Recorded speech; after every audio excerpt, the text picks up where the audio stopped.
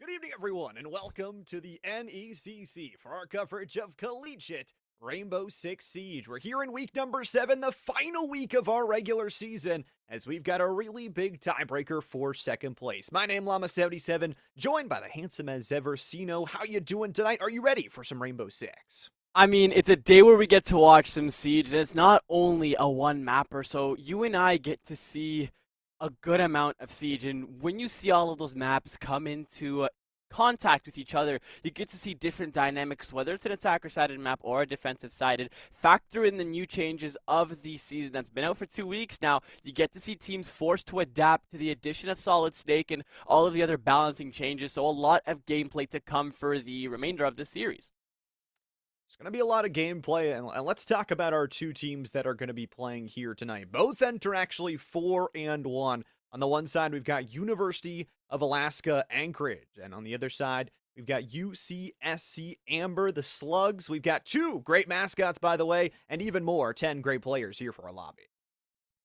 We're going to call them what, the Wolves versus the Slugs, I think is a good, accurate description for what we're going to be seeing here today. And if I'm not mistaken, they will both be playing for second place in today's matchup, which means you're not really at that number one spot, but there's still enough where you kind of have to compete. You need to be able to put your best foot forward. You have to come out of the gate swinging. And when you start on those venues, you need to be able to do it to the best of your ability. So without further ado, I kind of don't want to rush this, but I don't want to take too long.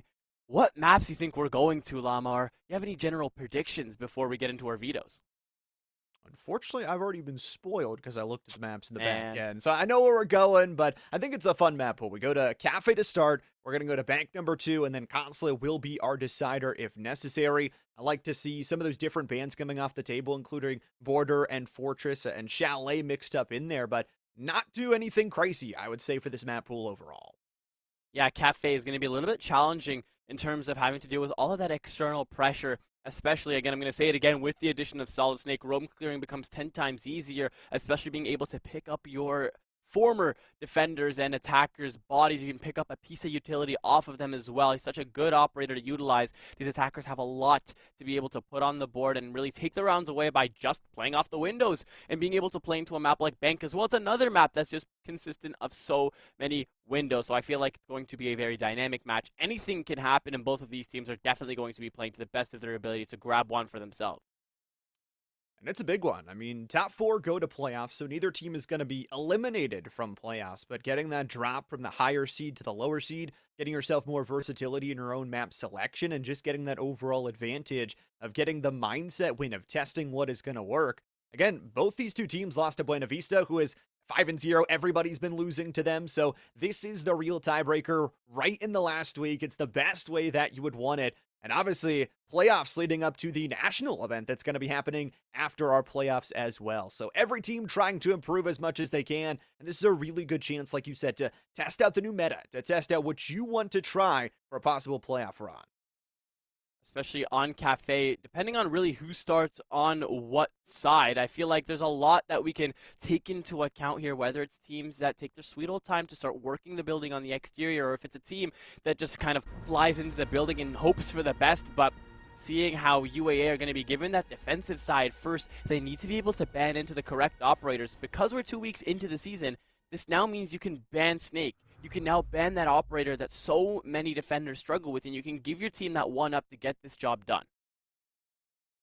Yeah, that Radar Mark III is pretty detrimental to the overall game plan, so not super surprised if we get to see this band out first, but exciting stuff here. We will go all 3 maps if necessary. A best of 3 to say the least. And our first bands are Capital and Mira. Those walls, one of the best here, especially on a map like Cafe. So I love to see it. You cut down some of the angles there as we go into the second round of band phase. Capital's a little bit of an interesting ban, in my opinion. I mean, there's just so many powerhouses that you can really target, but I guess they want to keep it safe for those players that play, whether it's behind Bakery on that first floor or in Cigar on that uppermost floor. They really want these positions to be held down without having to worry about Flames or Grimbies getting sent directly to them. And for the defensive side, it's very staple bans getting rid of that Azami and getting rid of that Mirror to make sure Cigar isn't held to its fullest extent.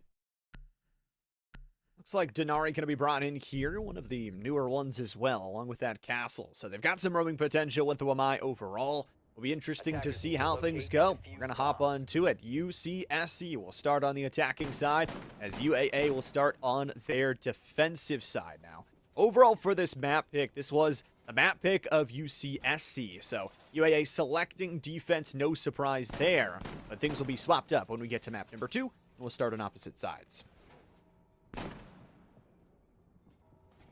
Now, I like the addition of the Denari onto the side as well. By bringing the castle, you kind of protect those prisms from being shot from the exterior. And then from there, you can kind of just factor these traps in however you really want. You can see that single one on the reinforcement on the opposite side of Cocktail that kind of brings this whole site together. Anybody that crosses in through the long bar trying to get into the freezer is going to have to deal with that laser. And then whoever comes in from Shaiko trying to go in for the default plant also going to be affected. And if I'm not mistaken, there was a third one that connected into the depths of Cigar, which means it is a very big radius in terms of trying to keep clear of attackers flying into the building without being too aware of it. Pretty good. I mean, you've got a large amount of control. It is going to be the Blackbeard brought in, so at least a single shielded operator to challenge things forward is going to send in some drones and recognize, yeah, there's an entire laser grid to work with. Doesn't exactly fine, but after that peek of the legs, we'll know at least one player's location. So nice and slow, but I like the take of the roof here. Gives you a lot of space to operate off of. And AK Koda does have to be a bit careful. Yeah, that one player sitting in the depths of CS needs to keep his job, to keep anybody and everybody outside of pushing in through that red door. I mean, he has that C4 pre-rip, but you see that Thatcher just lurking above to shut down all of that utility, whether it's the Razor Blooms, whether it is those Denari lasers, and then even worst case scenario, if a C4 is thrown, he can get EMP'd when it's in flight. But as Thatcher gets carried away, the Mute's running a pistol for some reason, gets isolated by the Blitz and finished off from the skylight, and that's first blood on the board. It's a really big take as well. I mean, taking the Mute off the board here. And also does mean that for Blackhawk, their position becomes all the more important on this half barricade to work off of. They've still got to deal with all this laser grid, so it'll be interesting to see how they target it. With 90 seconds still left to go, you look for these crossfire setups from the roof and build down. You have that extra player, you lose a little bit of HP there from Maniacs, but you're still up a body. I feel like that's some new season tech where at the beginning of a new season, the loadouts for operators is reset, and that's why the Mute was running the pistol, I think. Hypothesis, but I'm pretty sure I'm right, and that's the reason he was struggled to get isolated on that J desk, and Blitz was easy to find a kill. I've never seen the Blitz be the spear entry and the fragger all in one. He finds that second kill on that new Balk as well. He'll go down, but he's gotten 2 picks and opened up all of Cigar for his team to kind of build around him and get into the site here. And as you can see, the Thorn playing on this freezer shield is able to just start picking them off one by one, but these defenders are starting to fight back. They trade 2 for 2 here, so down to just a 3v3 with just 30 seconds left to go. Valerix is going to try over top here of the bar side. It's going to be a run across, and they'll find that crossfire. Double kill for number 1 Bozo. As they get the diffuser planted down. No, they don't. Triple kill. The Bozo finds even more. It's down to Walker to try and clutch this one up. Diffuser far and away from their current position, and their health bar in currently shambles. About to enter in the red time with just no case in hand, and as you mentioned, no health to work with, really. There's absolutely nothing that Walker Texas Rye can do in this situation as well. I mean, it was his Blitz to be able to open up the round, but now there's absolutely no substance. Can't even save his life. A little bit of a blunder there from giving up all of that position and real estate that you once had just to lose to a Thorn that's just getting aggressive on each door and window that presents the opportunity. But a beautiful opening round from UAA, and they're going to start off with a bang. So once again, that kind of laser grid caused UCSC to lose a lot of time in that round. And I mean, you had a nade there in the back pocket to try and throw there at the end. At the same time, it doesn't really work out because they just don't have the timing. They don't have the diffuser. And then along with that, they also just didn't have anything to go their way after losing a bunch of those 1v1s. So Alaska Anchorage finds themselves round number 1 here as they'll set up down here in the kitchen. Attackers have discovered the location of a bomb. Didn't waste any time trying to work those mid floors, and I do like to think that it really is a based game in terms of what sites you want to hold as the defenders. Some defenders opt to go to the mid floors first, whether it's mining and library, and then they'll go down to the kitchen and to the uppermost floor. And then some just do the complete opposite, where, as we've just seen, they'll win that uppermost floor and then head down to the first. So there's a lot that you can really do, especially with the operators that you've been given. You can extend into freezer, you can extend into bakery to keep these attackers at an arm's length before you peel off that layer and reinforce it off. But with Fuse and 2 hard breachers on the board here, UAA are going to struggle with the amount of utility thrown their way. It's going to come down to a lot of the roaming potential, too, to see if they can shut down some of that utility by just taking down those players. I mean, we already saw for the Wolves just doing an incredible job there in that last round to win their isolated 1v1s, even in a player-down situation. It's going to be interesting to watch to see if the Slugs where they want to assault from, because, yes, it is down here on this kind of bottom floor, but at the same time, if you can go top to bottom, take care of that kind of ceiling, and then you go down to that entry floor, you can go from top down very easily and get some free kills from it. Yeah, it looks like, as you mentioned, they're going to go for a top down here, which kind of insinuates that they're not very looking forward to having to do with a roamer late in the round. So by starting off in bar, you kind of take a good amount of time to kind of get the fundamentals taken care of. But to be able to open up this single small bakery, well, you need to bring that real aura so you can have something that protects those ex-Kairos, but not going to be seen in this round as they're prioritizing an overall push instead of isolating a certain wall here. But as only 3 players are clearing, that kind of leaves gaps to leave a roamer that can sit in a corner or in a room that's kind of isolated off, which kind of leaves that mistake for UCSC. So balcony play, taking care of that extra floor take, and now you get that jump down. So working together is going to be important here. Still all 10 players left alive. You know, for Walker, Texas Rye, still playing to deny some of that entrance utility and working off the shielded front line here. And playing from some of those thermite charges is going to be vastly more important than just rushing in all at once. But I will say the timing will become an issue if you don't take care of this second floor take. You don't do it quick enough. C4 goes loose, but no connection. And just with a minute left here, the Thatcher using it a little bit like a pseudo IQ, where you kind of just scan the floors and try to shut down any utility to give your defensive team that second to react by shutting down that passive utility that sits within the sites. But as this time continues to run down, the biggest problem is having those Goyo canisters in the site. They burn for 20 seconds. You don't have the breach open. You can stack up to 4 onto 1 door. So if my math adds up correctly, they're going to have a hell of a hard time trying to get in for that plant. So you just got to send to 30 seconds. Those fires are going to cause you some problems. But you've got some fire-resistant boots or something to the other. 20 seconds now. Still no players have yet to die. 10 players left to go, and Blackhawk with that clash is just going to walk out, grab some information with that barrier. Knows where 2 are, but Coda will die in the backside. 10 seconds now. They've got to get the diffuser down as Griddle trades the 1-for-1, and Blackhawk is still just waiting for the sign. Bozo finds themselves a headshot, and boy, oh boy, the double kill from Falerix is not going to be enough. The time is gone, and it's back-to-back round wins for the Wolves.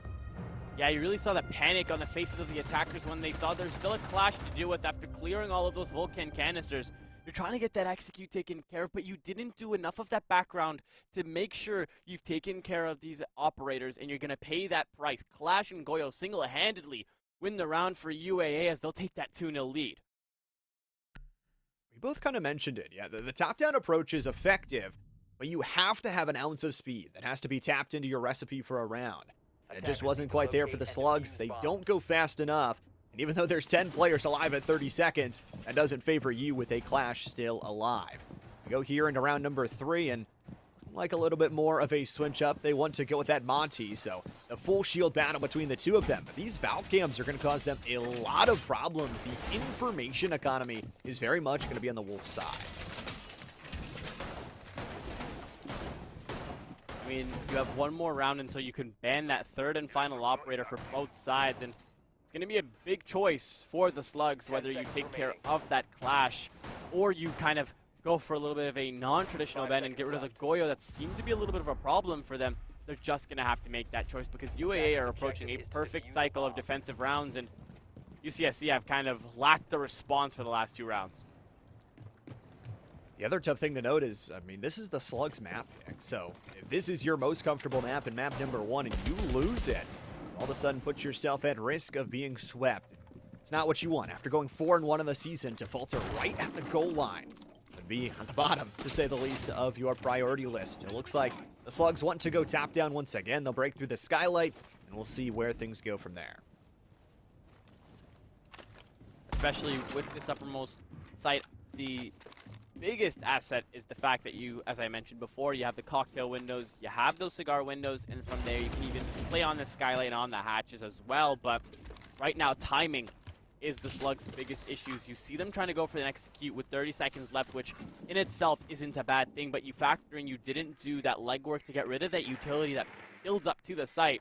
You allow the defenders to peel off an area, whether it's Cigar or CS, to just sit back in the site and play into your time, which kind of forces those mistakes. Still, now that the site's on the mid floor, that's another layer that you're going to have to worry about, and you've lost almost 90 seconds on the clock. You're going to have to act a little bit faster if you want to clear this door and upstairs. This is such a fun site to play, and they can just play this crossfire all the way through. Beautiful angle, there's the drop down. NECC wants to go in with a join from their teammate as well. Slowly eking their way in and trying to fight through the barbed wire that has been laced all around this second floor before they try and get to it. That's the setup from Thorn, and even those cameras are going to be good. And once again, it's a little bit of a late hit. You've got to try and fight this early. McGriddle does get that first blood on Maniacs. That's almost a hugest first player to lose. Use your flank watch as well, but Track Stingers have already gone down, but you have players like Bozo that are 5-0 within the server, just isolating each and every single time, and by being able to take care of crucial operators, this team continues to just get bled out on the doorway of sight here. This is what happens when you don't do the legwork. Evil Unicorn finally kind of takes the time to sit back, relax, and find a refrag, but with just well below a minute left, it looks like this team started to crumble apart. UAA have completely disregarded this same entry point that they just saw the Monty and the Gridlock on. Look at 2 bodies back for their troubles and a 3-all for the final execute with half a minute left. It's doable, but they've got to be really decisive, and this shotgun is just trying to deal some blows through the wall. Lay down won't stop you. Bozo's got the kill, and he's got one more on contact if they want to fight it. This shotgun is just ripping through. Double kill from Bozo. Walker, Texas Rye will have to do it all with 10 seconds, with no diffuser kit, and with not much life left to give. A 3v1 near impossible, and the Wolves are going to do it again on time. I felt like that shotgun was just shooting marshmallows. See how many bullets he just pumped into that thermite? But eventually it gets the job done. A big double kill to force those mistakes yet again, and a timeout is called by UCSC. And sometimes a timeout won't really break the momentum of the other team, but its intention is to either break the momentum or give your players and your team that couple of seconds to kind of sit back, take a deep breath, and then go back to the drawing board to readdress the mistakes and try to get something taken care of. Because as you can see, Llama, nothing is being done to be able to assist with opening up the site. You see the right ideas behind the players, but they're just not putting enough on paper to get that job done. And that's allowing players like Bozo to go 7-0 within the server. Yeah, Bozo's yet to die. It feels like the team is just, they're not even really having to make any roam plays. They're just like kind of sitting there, winning their 1v1s and taking over all of site control from top to bottom. Now, again, usually picking defense is the stronger side. At the same time, for the Slugs, you probably want to walk away with at least 2 here in this starter half. Or, like we said, you look at the map pool, although you go to Bank, a similar overall layout here to Cafe. It's one where if this is your strongest map and you lose, again, you're fighting for a number 2 seed. Both of these teams 4-1. It all comes down to this. We do get our next bans, and I like the Valkyrie ban. I think it was just too much information to give the Wolves on their initial looks. Hopefully they're able to clean things up post half of their defensive campaign, or on their attacking campaign, my mistake. The defensive campaign of UAA has been flawless so far, and if you factor in their ability to really play off of the traps, they have been exceptional. Now playing a perfect cycle of sites, and we're going to have to leave our thoughts at our doorstep because apparently we might have to rehost, but that kind of gives us more time to yap. I mean, this team has been exceptional in terms of bringing the right operators, playing into the mistakes, and even that first round, Llama, we saw Maniacs kind of fly into the building with that blitz and get 2 kills, and the composure of UAA gave them that time to take their time and kind of find those picks. And I feel like it was a well-deserved couple of rounds that gave them that lead. Yeah, I mean, they've been holding off the time. I think that's one of the biggest things. Like you said, executing at 30 seconds isn't crazy, excuse me. But at the same time, when you haven't cleared out any of the utility, you haven't cleared out any of the players, that's just unacceptable. You have to find different ways around it, especially on your map pick. And for the Slugs, yes, they still have half of this left to go. They've already given over 3 really big rounds that I would argue were winnable had they done some of that legwork earlier on in the round. But at the same time, still a long series, still a long map in front of them. So the timeout called, we'll see if that is able to adjust not only the momentum, but for them to call some set plays and maybe execute exactly where they want to go. Especially with this rehost, I mean, it could have been planned, it could have not been planned, but the great thing about rehosts is they also act like pseudo timeouts. So factor in the timeout that they've just called. With a rehost, put it together, you have time to be able to talk to your coach amidst all of the technical difficulties and take your sweet old time to reset your mental, because by the time we're back into the server, it's been 2 to 3 minutes, and that gives you more than enough time to kind of take a deep breath, forget what happened before the half, and now you have 3 more rounds to try to bring it back to an evened up split before you switch sides onto that defensive half. And that's the hope. I mean, if you don't get it done here in these next 3 rounds, you can just sign this map off, and it's not how you want to start out the series. It's a full best of 3, so still, like we said, a guaranteed bank map number 2. We've got Consulate waiting for us if we need to go all the way towards the full distance. And again, as a reminder, both these two teams 4-1 entering today for our Division 5 action. We do get confirmation as well. We get 8 teams per division going over towards Nationals. So this kind of Division 5 is split into 2 different groups, the A and a B group. So there'll be 4 from one and 4 from the other. So basically those top 4 from playoffs might be headed to another land to try and pick up even more trophies after the playoffs. I am surprised we haven't seen Solid Snake integrated within this team. I mean, we were talking about it when we saw that execute on the uppermost floor. They were working that top to down, where the site is in the kitchen, and you're given a operator that has a physical UAV in his hands to clear the roamers. And they still struggled to find those players that were residing, whether it was in Cigar or all the way deep into Cocktail, and that came back to be a thorn in their side. You saw how they responded to the pressure with a Clash and a Goyo.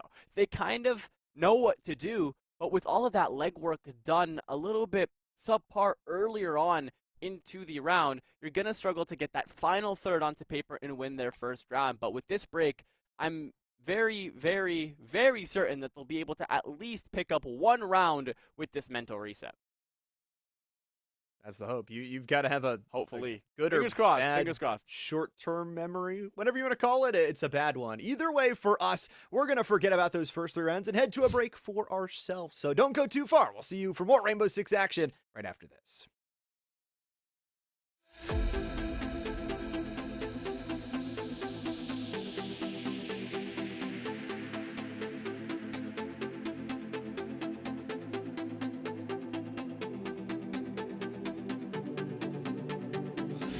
All I seek to find is a world that's mine. Need a place to hide. Will you free my mind? Following the lights of a world that's blind. In your eyes I see there's a place for me.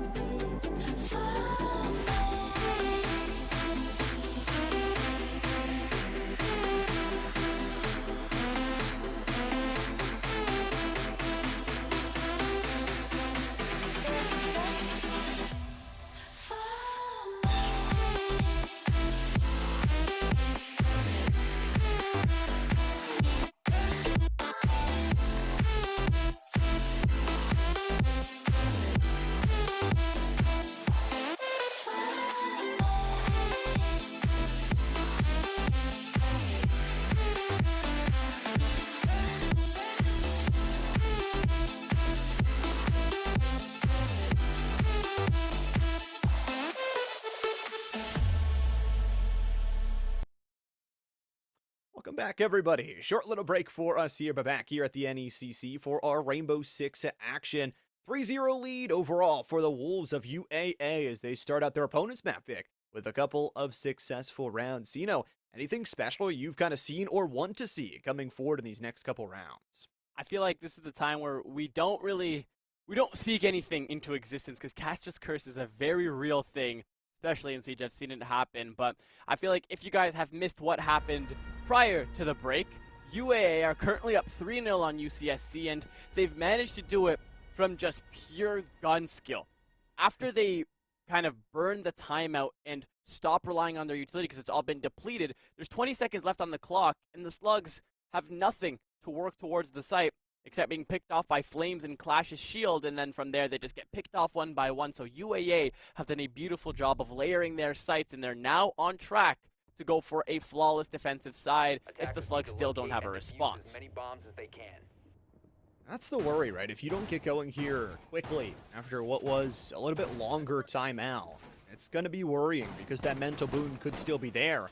And realistically, for UAA, they could be talking about defensive strategies during that entire time. So, going back up towards this top floor, going to get exciting very quickly as the Slugs will have to regame their game plan and what they want to do. On the other side, it's more of the same. They're going to bring the Wamai for the roam. They've got the castle for that extra reinforcement. The Thorn is, well, true to the namesake, set to be a thorn in their side, and they're just going to set up and lock down. Oh, this is a very innovative Denari strat. I haven't seen this. It works out very well to be able to keep out anybody, but I really am excited to see how we're going to see the new Blitz get a foot forward, because it was Maniacs prior to the rehost that was their main spear point on that Blitz, and with that first round that we saw from the Slugs, he got 2 kills, opened up all of Cigar, and allowed his team to funnel in, but that's where they started to lose their gunfights. Maybe this Blitz takes a little bit more of a passive approach, plays with his team, and starves out that utility. But I've never really seen a Cali main, especially on a map like Cathay, so I'm very intrigued to see what the reasoning is to be able to bring a Cali to the roster nearly almost all of the attacking rounds. That must just be a sort of isolated main, as you were talking about. You get started here in this round number 4. Also, just be that marksman rifle. There are some better options for that, but having some long range, at least in the composition, is not too bad. UAA, once again, very well set up. They're not going to give up sort of any space. And with those castle walls defending the outside, they've got a really good look of just, okay, sit, wait, and play patient. Now, Llama, I feel like it's just a revolving door of the same thing. The time's running down. Now, that's a beautiful pinch to be able to move that man off of J-Desk. You've now opened up all of Cigar, but it's starting to repeat itself. The same storyline where you're doing the right things, but you have this man in Deep Freezer that you take too long to clear, and he's going to punish you for that mistake. Callie is going to go down, but before she does, her Lance will take care of that shield, which means Bozo needs to take a step back to be able to reel in these players and not sacrifice his own life. And the clock continues to kind of burn down, but with below 90 seconds, only one man within J-Desk, there's a problem. And being shocked off by these Denaris is just going to be a little bit of a problem for the Slugs to get something done here. Sell them out! Bozo's first death of the map, by the way, right there. So, good takedown, at least from the Slugs. Take down one of the clutch factors on the other side. However, with Ethel Narwhal kind of in a great spot to cut this one off in their long-range work. Again, maybe not the best weapon, especially considering you got some longer-range rifles on the other side. Narwhal still proves me wrong and finds the headshot on Maniacs. And now they're going to go, try and get space, try and get this diffuser, but they don't have a lot of time. It's not a rotate, which means he's going to have to beeline it through the double door, and it's going to work out here. In the meantime, Rai wins his gunfight onto Blackhawk, which just leaves half a minute for Coda to really try to break open the site here and try to take possession of it. There's coverage across the entire map, but with this clock running down, he can just target the plants or try to get this shield off of the back of the Blitz to be able to try and make it a little bit more achievable. A pseudo 1v2 as that diffuser is going to go down, and Coda is going to need to make something happen because they're going to go back up to full strength soon. That's exactly what's going to happen here. Blitz finally knows exactly where this player is and operating within the castles. There's only one place he can go, but a beautiful trade from the Nomad is finally going to give the Slugs their first round. Beautiful trade. I mean, the bullets fly, lands the kill. But what an aggression piece there towards the end. After things started swinging back, also, finally you get that Callie to find some range with the CSRX marksman rifle on the long-range angle. The Slugs find their first, and it's a big one after their timeout and a rehost. They've got themselves now their first, Defenders and protect they've got to the find bombs more. from We being need to see defused by more attackers. aggression just like that. That was beautiful. They didn't wait until the final 30 to clear out all of that space that they needed. They'll head back to the kitchen here. That upstairs site was finally the first that they've won on bar, and now they'll try their located by efforts attackers. on being able to win a attacking kitchen site. Their biggest problem was having to deal with that clash. Now, seeing as she's still not banned, looks like UAA have kind of went away from her and decided to sub in a Tabaro 10 in seconds left her before insertion. place. That means you have a little bit more leniency in terms of being able to break 5 open seconds this to site, insertion. but you're going to have to be careful of any pesky roamers that are looking to Attackers kind are of moving to defuse a put bomb. a thorn in the side of your attacking plans here, as it looks like they're going to go for the same exact execute as they did before. Got the Goyo this time around from the Wolves on the defensive side, so what'll be interesting for me is what the Slugs can do with these Rams and obviously the Thermite charges.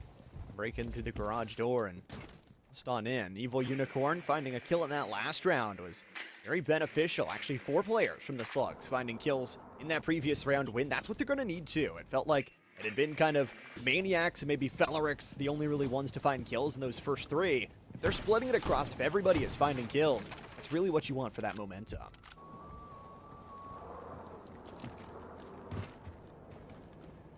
Thermite on the roof, instead of kind of using his exothermic to break into freeze and then go for the wall with the rest of his team works, that Vert is a little bit of a non-traditional play here. But as you can see, there's 2 roamers and they have 2 of the most heavy-hitting defensive guns. You have Coda playing in Fireplace, and to assist him is Griddle. But one of them will lose their lives as Maniacs plays Vert into Cigar and looks down into the train room to get that first pick, leaving just McGriddle by his lonesome. They don't necessarily know he's here quite yet, especially with the presence of that Warden. It's an easy backstab to help out your teammate, and you'll now lose the man with the cluster charges and the shield, and Bozo will double down. Did that assist and then now doubles it up with a kill, and this roam is starting to become a little bit harder to deal with. That main verticality operator is now stuck in a corner with just 90 seconds left to make something happen here, assisted by Bozo as well. This attacking roster's now starting to struggle with dealing with the full might of the defenders coming up and just winning their pure one-on-ones. Bozo could do everything here realistically. The timing is not too beautiful from the Slugs on this side, as still that C4 up available in the hand. A jump down here from Evil Unicorn definitely heard. They want to try and investigate, and just a barrel sticking out there will give no away the way. location. Double kill, McGriddle and Bozo combo up, and they've got themselves a nice little meal. The Slugs are down to just 1, and that Ram, realistically, they know your position. You've got no diffuser again, and they're just gonna crunch in. I mean, I said they were certain to win 1 round, but who's to say that's not the only round that they're going to win, because it looks like they're helpless right now when it comes to being able to break open that second floor site. A little bit unprecedented, as they were struggling last round when it came to the site itself. They weren't expecting any vertical play this round, and that is what they were met with. UAA now need to win 1 more round to get a near perfect defensive campaign, and the Slugs are left dazed. They need to take this round home if they want to give themselves a chance at a comeback. This one's a tough one. Defenders I mean, protect especially your on your bombs own from map being pick, it defused just by feels attackers. like UAA is getting better trades, better crossfires, and better overall setups to look from the defensive side. And the Slugs could do something similar as we swap things off here after this next round, or excuse me, Bomb swapping located in by the next attackers. round after this round. For the defender sides, though, they're looking real good. They're not really going to change much either. They're just bringing Warden and tossing it to really whoever wants to play it.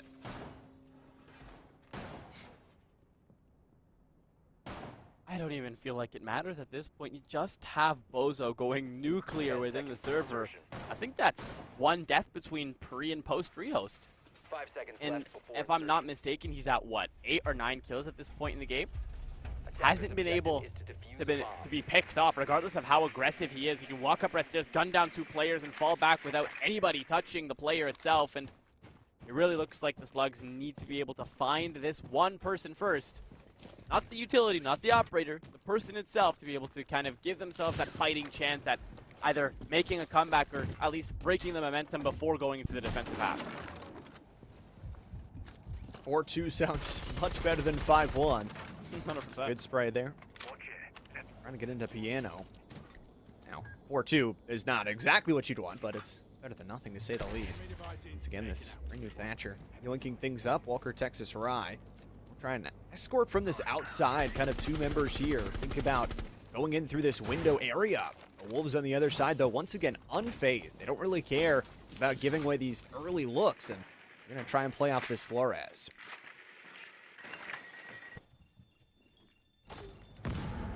Tarot Charger sent in loose, and then Thatcher will use his EMPs yet again. Pseudo IQ, get that utility scanned, recognize, and wait for that C4, either the audio of the Velcro to be ripped or whether it gets tossed to save the life of the Monty. He's done it once before, and he almost won the round for his team, but he struggled at getting that final nail in the coffin, and that's what ended up losing the round for the Slugs here. But it looks like they've made a lot more leeway. They haven't lost that shield operator yet, and they're at a full man count. So lots of mistakes could be made, but right now, they're perfect for time. Being able to also shave off the HP on Blackhawk as well. Really starting to draw in those mistakes, Llama. And as it looks like they're finally going to go in from that execute, they're just going to need to be careful of that Warden that's secretly coming in behind. But you'll lose that Monty yet again. It's just mistakes on mistakes, and they're going to continue to pay the price. Beautiful headshot there from Coda. It's going to be the flash on in. Evil Unicorn's got to make a play with 60 seconds to go. They also drop that diffuser inside. So have to aggress right now. Nice little shot to the body as well from Kodo. Finds the double kill. 3 and 2 so far after the rehose. Find yourself a triple. Have a day. Narwhal finds a headshot. And Maniacs, after the good entries, left all to their lonesome. And, well, they'll get a kill. They are going to be hunted. Narrowly avoided that flawless, but what does it matter, Llama? They've now won into a 5-1 split. 1 round shy away from that match point is now the Slugs are fighting bare grasped on their own map. They are just getting demolished at every turn, whether it's coming to the gunfights, pure skill in terms of just pointing and shooting or playing into the utility game. They've lost on all fronts now. We have to hope that the defensive campaign is better if they want a chance at coming back. You've got to start out quickly here. I mean, for the Wolves, they just need two rounds to finish off this map pick and move over to their own pick of Bank to try and pull off the sweep. A zombie going to be taken off the board, and some of those interesting angles the Kiba barriers can provide. For the Slugs, it'll be interesting here what they choose for their second ban as well. Hopefully the Slugs have something for me on defense. I want to see them kind of pick it up here because I feel like I speak for all the casters when I say longer siege games equals more entertainment, which equals more excitement for us. And I'm a bored person. I like to see some excitement. It looks like the integration of the newer ops to the rosters, whether it's that Thorn or the Clash, is going to come onto the board here. But a little surprising as UAA have opted to ban the castle instead of the Mira, which means holding upstairs comes a little bit easier when you're just able to kind of play in bathroom and in cocktail with long angles into that short bar area near the default plant into the distance of cocktail without really risking the live if you were to play an a zombie there. So it's looking promising. They just need to be able to convert it and get that 1 round on paper. That'll be interesting too, because with that castle banned away, it'll allow some of the speed of this composition to really find its mark. Using an ace, using a Ying, and being able to go in as fast as possible could catch UCSC off guard. And realistically, we haven't seen the speed from the Wolves because they haven't needed to use it. They've been so good in their gunfights. So if they continue to be as good as they were in that first half, here in the second half, on their individual gunfights, it is going to be quickly over for the other side of the Slugs.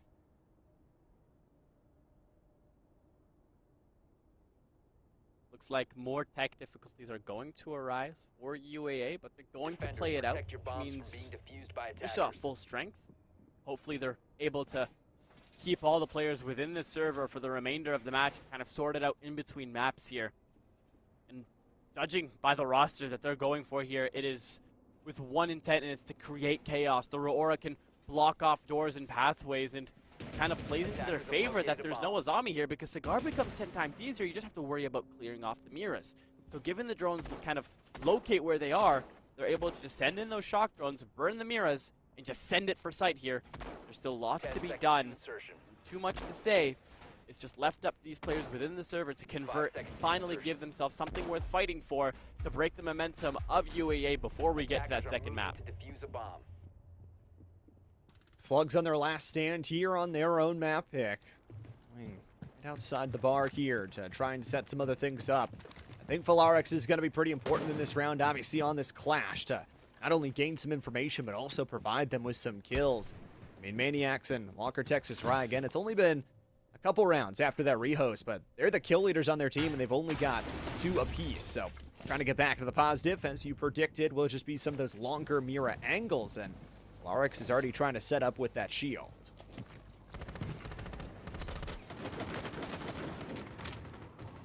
Getting that work to be able to locate where these attackers are going to kind of push in from. Opening up that cigar wall to add the pressure already to anybody that's kind of decided to go play there. Nobody playing in Shaiko, but you do have that one person in Pillar. We saw them right below that new balcony side and kind of waiting to receive any pressure for the teammate that's playing off in red here. Now, having the clash in CS is a little bit risky because if they swing around to that far park window, an easy 2-shot. That's your main shield operator done and dusted. Looks like she's kind of protected by that first. Bozo will lose his life, and I really hope to God, Llama, that wasn't by fall damage. We're going to say it's not. Yeah, he got sniped. I really hope it's not, but you know what? They'll be able to get that res, and trying to make sure they get a free kill off of it. Won't be able to learn anything from it. They do burn some time because they have to go off, get that res, and now with 90 seconds left to go, they've got Bozo on 20% HP, which, I mean, maybe you could say Bozo doesn't need the rest of that HP to clutch up. I like the time and space that they're taking because by them just idling on these positions, you know they have something set here. You just see a team running 360s around a map site and kind of looking like they don't really know what they're going to do. They're going to wait for the round to play out. You know it's a little bit less likely for them to win the round, but this team seems organized, calm, and composed as they know where their spots are, when they need to be there, and how they're going to play it out here. They're waiting for this Twitch to be picked up because they know these mirrors need to be burned sometime today. But with just a minute and having that Valk below, going to be a little bit of an issue here, and they know this. With the Thirst Razor Bloom going up, it'll take care of Bozo, and you've now lost that Twitch. 40 seconds left, and Llama, this is their go time. They're going to have to send it. Coda goes up, wins his gunfight to the man sitting into the corner of Cigar, but will lose onto the second. Coda will fall in the instant refrag, leaving Aruni in the depths of the corner, but picked off by Blackhawk. It's the second one to just beeline it off of White Stairs here. Now Felix will win his gunfight, but Blackhawk goes big with his double. Barely clinging on to life here. The Valk forced to come back upstairs, but Clash is holding it all down, and there's one man on the rappel, which means you need to isolate the gunfights right here if you want a chance at being able to win this round. The Gridlock will send it in, but affected by that Razor Bloom and finished off by that Valk, leaving just Blackhawk in bathroom, which eventually gives that round to the Slugs. A messy round for the Slugs as they sack players in trades, but they get it done. They find their way to really work off that Clash defense and overall use some of their own good crossfires to be able to punish that aggression on the push. And I mean, to say the least, whether it was fall damage or per se more damage from the outside, that was enough for the abilities to take them down on that entranceway. So a very costly entry, very time draining, and then just were not able to get the finish. So a good defensive start for the Slugs. They're going to need more of that. I liked what we saw. It got a little bit dicey at the end there with Blackhawk just going big with that double. But that beautiful patience from that Valk really kind of forced those mistakes, and the Razor Bloom's Thorn's buff has done miracles for her operator and the trap scene in general for defenders here. But it really is in between getting rid of 3 operators on that final ban for the attackers, because all of them have been wasting the time, whether it's the Goyo, the Clash, or the Thorn. So much time is being wasted off of the core 3, and they're going to have to choose, because you saw how Clash is kind of restructuring the map and forcing these attackers to make certain mistakes. And you need to find ways to work off of that. I think this composition was built off of speed, but they wasted so much of their early time that they couldn't find the footing under them to run super quick. So maybe not the best first look. They did get some damage. Again, those isolated 1v1 fights have looked better for UAA, I think, over time. And especially if you go back to that half number 1, they've had a lot of clutch moments for themselves. And moving especially from a 5-1 half, you have so much leeway. You only need 2 rounds. So it is still, the job is not done, but the job is 80% finished, you could say. But I mean, with the consistent disruptions in gameplay, again, they could just continue to act like mental resetters in between each and every round. But can't say this is intentional from the Slugs because it is technical difficulties on the side of UAA.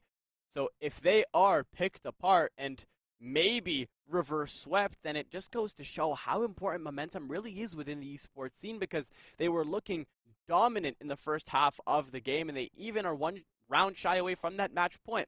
All they needed was 2 tech pauses to continue to crumble, and let's hope that's not the case, because they're still looking very promising, even with the operator deck completely stacked against them. That's the hope, is it's not something serious, maybe just an audio issue, and hopefully not a connection issue overall. And, you know, working to get them back in, like you said, they do get some of those mental resets, but also it kind of breaks apart all of what your plans are going to decide for. So instead of breaking apart the map, though, we're going to actually send it to a short break for ourselves. So more R6 right after this.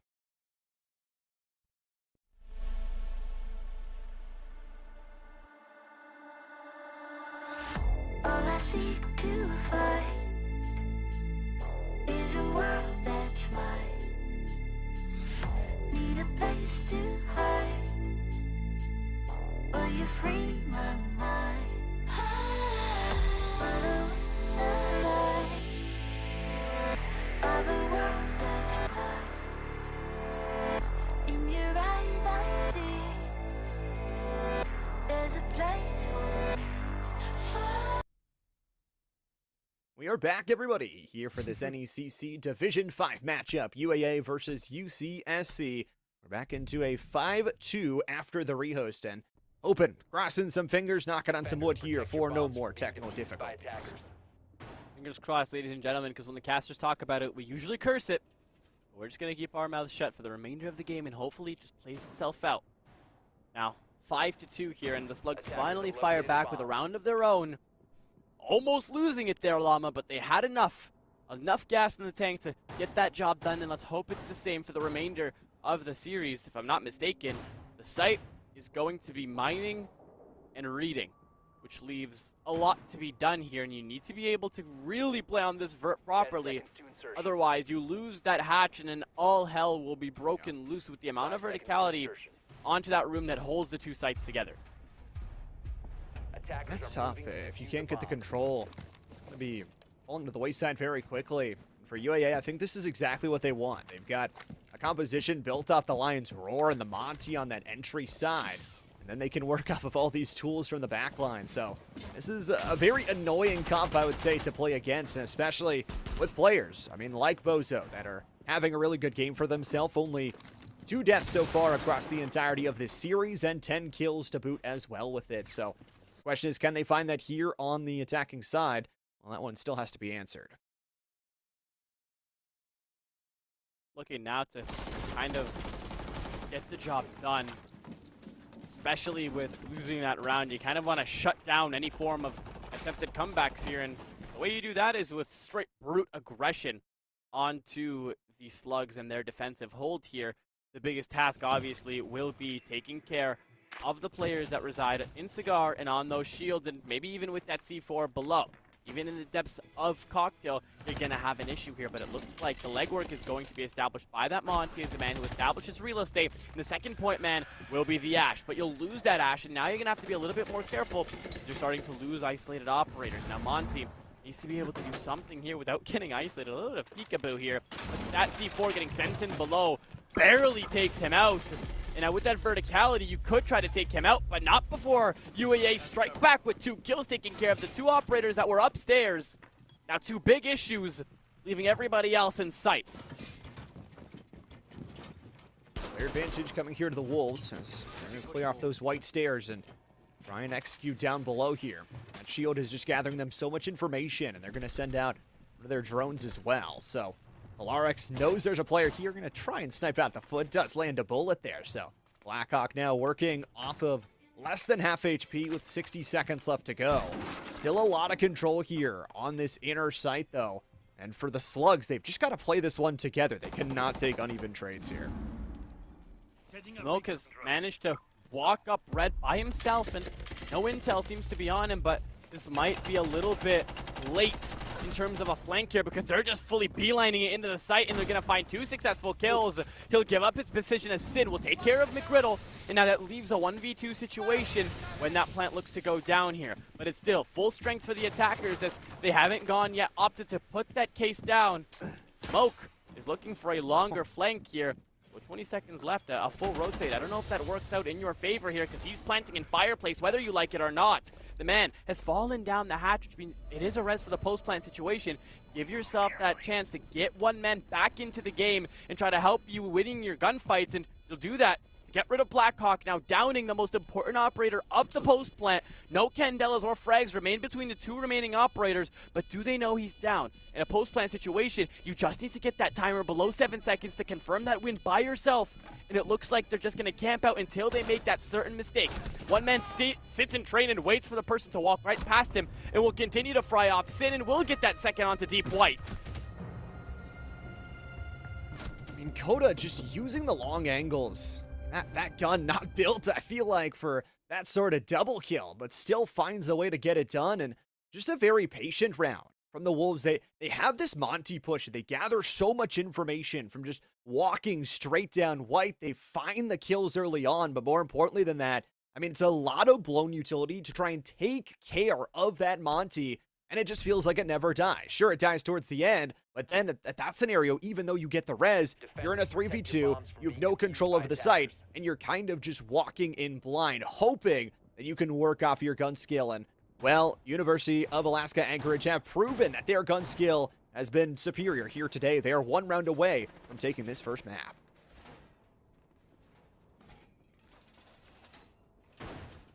Second mid-floor site will be played out here, and you remember that brief conversation we had, I think it was the second round, where we talk about how different teams decide to play different sites. They'll either opt to play the uppermost and then the first floor, or they'll just go to the mid sites. You see how broken these mid sites are? When you really pair them up with consistent verticality and annoying operators to kind of deal with, you establish such a hard point to have to deal with. I mean, I would love to see the Slugs play these sites for the remainder of Cafe, but unfortunately they're going to have to fight from match point each and every round that they try to force an overtime, which is less than likely within the series. And you've got to go 4 straight. And it's doable on the defensive side, but with how good everybody on UAA has looked. I mean, Coda alone here after the rehost, 8-4-2. That last round found themselves a double kill and that clutch up to even things off. Now for the Slugs, you have an interesting setup with the Bandit. I want to see, though, how they try and take down this Monty. This time around for Blackhawk, they're going to be working off that exact same thing. So, number 1 on the to-do list is kill that Monty, but don't invest too much to kill it.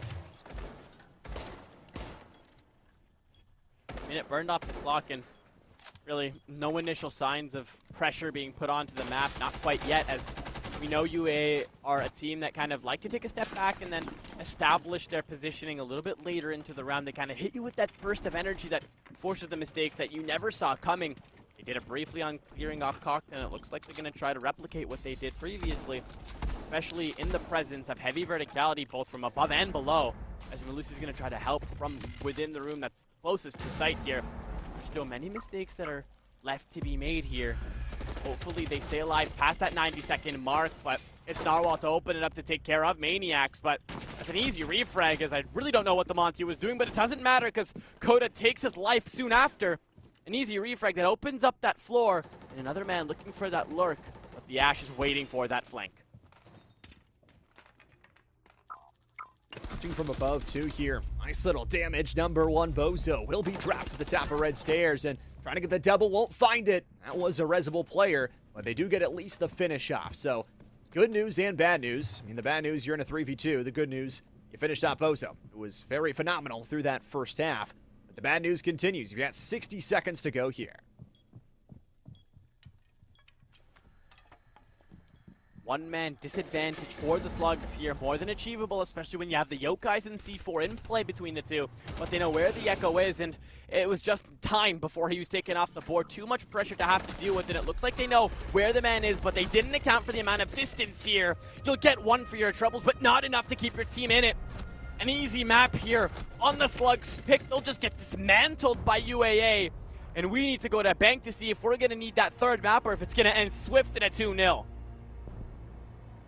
These two teams have been dominant over the course of the season. I mean, you talk about entering 4-1 with only 1 loss to similar opponents, and getting in to take your opponent's map pick, that is a great start. You also had a story of kind of two halves overall for UAA, where they start out with Bozo just absolutely frying them. And it's like, okay, Bozo has stepped down a little bit. Maybe it's a loss after that. But no, Coda's there to take that place, get it back in. And even though you take out the Monty very early in the round, it is all for nothing. And the Slugs will have to try and take their opponent's map pick if, like you said, we want to go to that decider.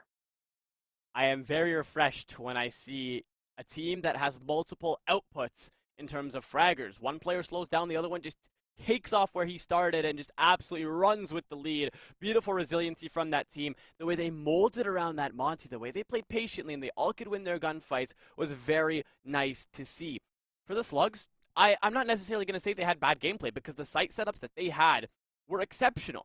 All they need to do is convert it or play a little bit more aggressive at certain times, and they have success waiting for them. But Llama, the thing that stops us between the first and the second map is going to bank. So we'll be back after a swift break, and we'll see you guys later.